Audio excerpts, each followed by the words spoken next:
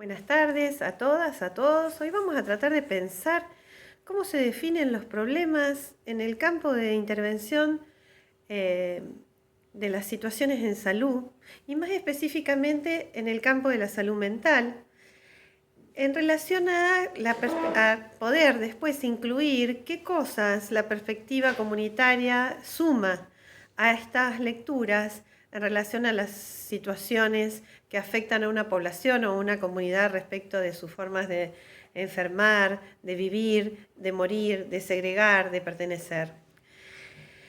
Entonces vamos a tomar la definición de los problemas en un sentido más general para después, más adelante, ir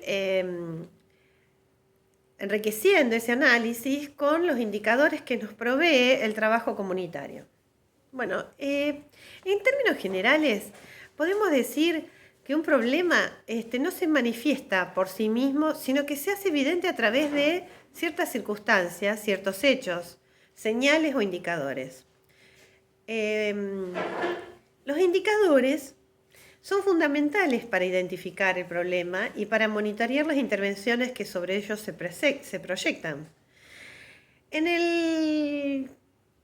En la perspectiva tradicional, los indicadores en salud son cualitativos y cuantitativos.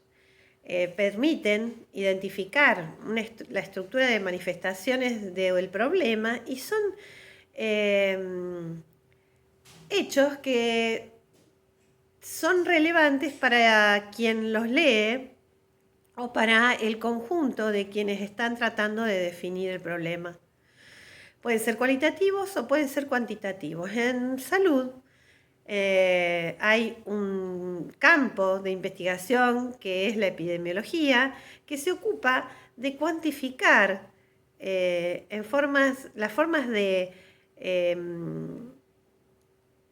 morir y de enfermar que tiene una población, generando indicadores de morbilidad y de mortalidad que son los más conocidos en relación a estas cuestiones, a estos indicadores cuantitativos en salud. En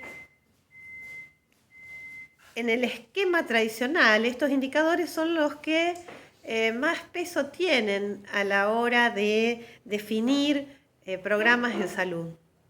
Sobre todo cuando se los define desde una perspectiva normativa y desde los programas que se bajan verticalmente. Y los cualitativos son aquellos que describen las condiciones, los textos y los contextos del problema que se está queriendo definir.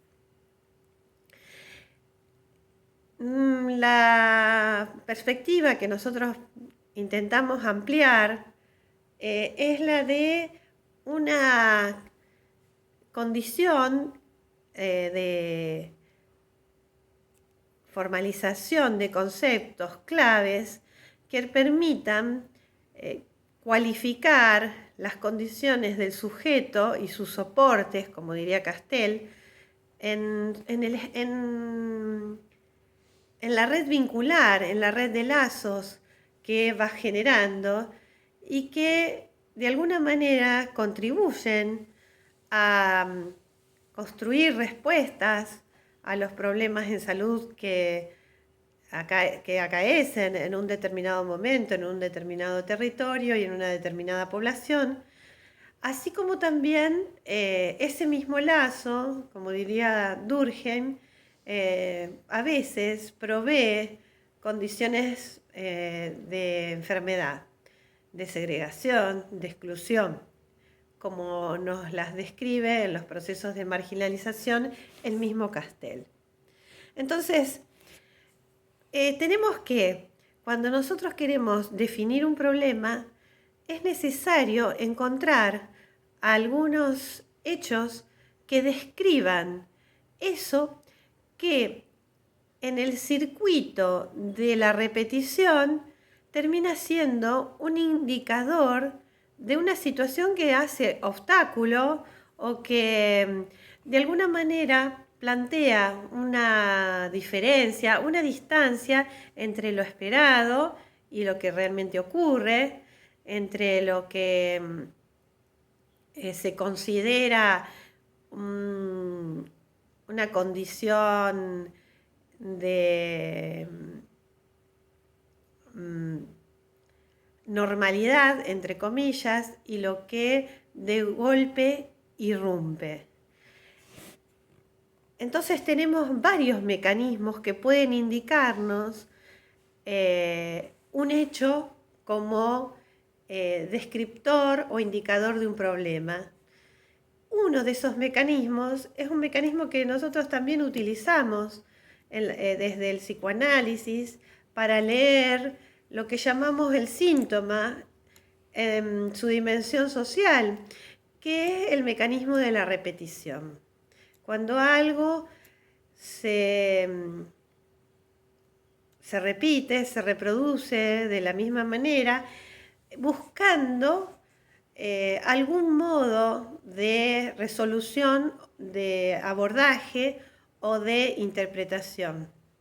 En este caso, estos hechos se acercan mucho a lo que nosotros definimos desde el psicoanálisis como traumáticos. Ustedes van a ir encontrando en estas dimensiones de análisis esta posibilidad de enhebrar los conceptos, incluyendo miradas que en la perspectiva tradicional no se incluyen, pero que enriquecen las formas de abordaje de lo que puede ser lo que aparezca como un problema en sus diferentes dimensiones. Por ejemplo, vamos a dar vamos a seguir con la cuestión de cuáles son los elementos. El otro día, cuando estábamos en clase, nos preguntábamos, ¿puede haber una definición de una problemática sin que haya un primer diagnóstico en relación a lo que está sucediendo? Y cuando nos preguntábamos eso, preguntábamos cuáles serían los elementos de ese diagnóstico. Pues decíamos, bueno, algo que se repite y que tiene resultados no esperados o resultados adversos que producen sufrimiento, algo que se repite y que no da condiciones de afrontamiento. Y bueno, y estábamos tratando de encontrar cuáles eran los elementos principales de ese posible diagnóstico de situación. Y los compañeros decían, bueno, el contexto. El contexto es un elemento. El contexto sería algo así como un escenario. Nosotros que intentamos incluir la mirada del psicoanálisis en estos análisis, pensamos que nunca el contexto es solo el escenario, sino que también es dispositivo. Dispone de relacionalmente los elementos aparte de ubicarlos. Entonces el contexto para nosotros es siempre texto, aunque no esté explicitado. Y ese contexto tiene diferentes dimensiones. Tiene la dimensión política, tiene la dimensión jurídica, que por supuesto se recubren estas dimensiones de las que estoy hablando, estos elementos que hacen al contexto, ¿no? Lo político, lo jurídico, lo institucional, y también está lo comunitario, que vamos a diferenciar primeramente, vamos a despejarlo un poco de lo institucional para describir justamente algunas condiciones que se dan en las organizaciones comunitarias y que hablábamos el otro día en relación a los movimientos sociales, las organizaciones y las características que tienen justamente las organizaciones que podríamos llamar comunitarias.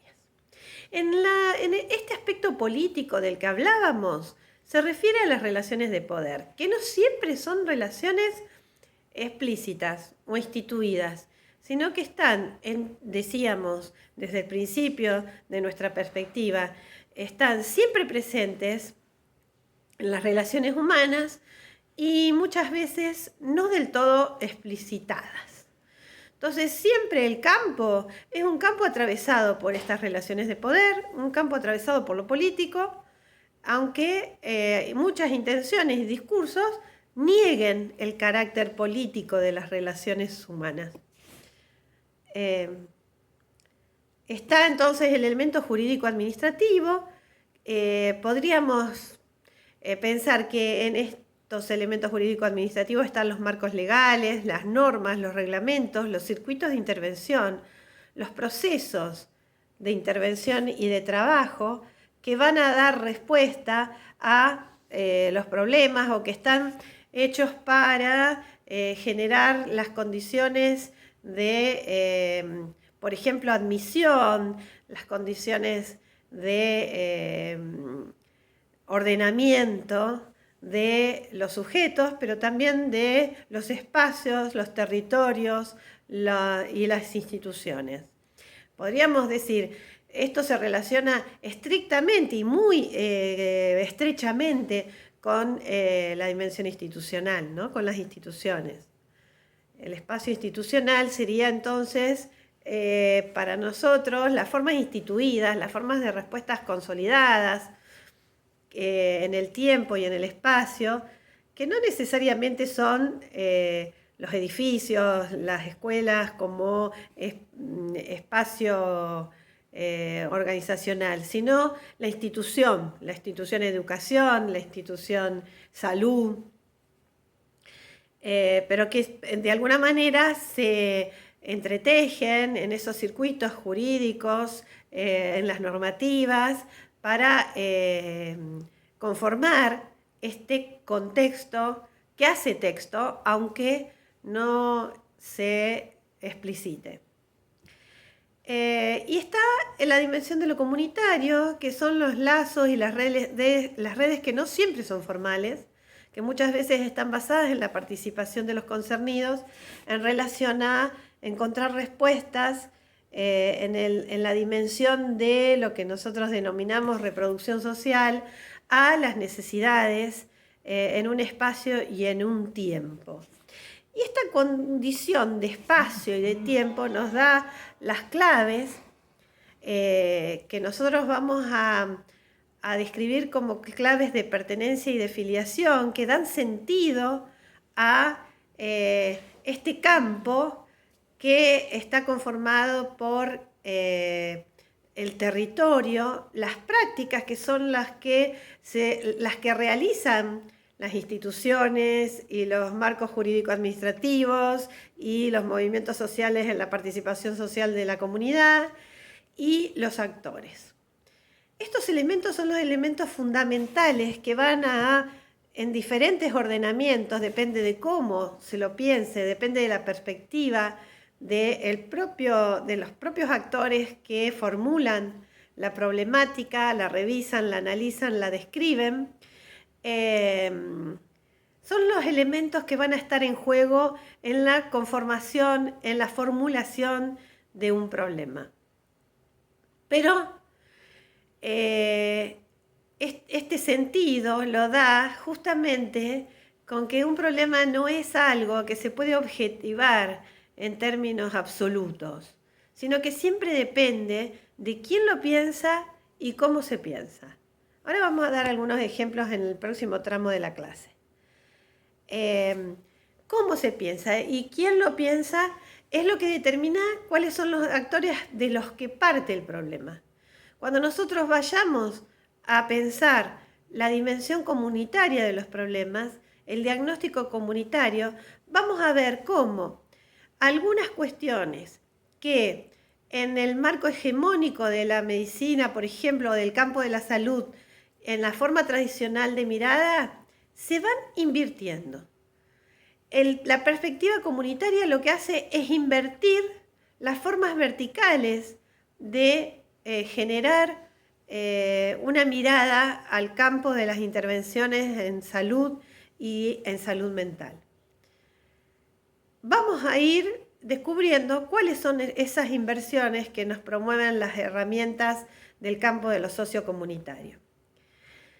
Pedro Luis Castellanos, cuando habla de las situaciones en salud, hace un recorrido muy interesante para justamente ubicarnos en el contexto histórico, político, institucional, jurídico, administrativo de las condiciones de salud en Latinoamérica para ayudarnos a pensar las dimensiones que tiene siempre una situación o un problema en salud, dependiendo también de los actores que definen el problema. Y va a distinguir tres dimensiones: la general, la particular y la singular. Bueno, los dejo y hago otro tramo de clase, otros 2 tramos, que van a tratar de explicar con algunas problemáticas estos elementos fundamentales de los modos de pensar en términos de recortes y enunciación de problemas.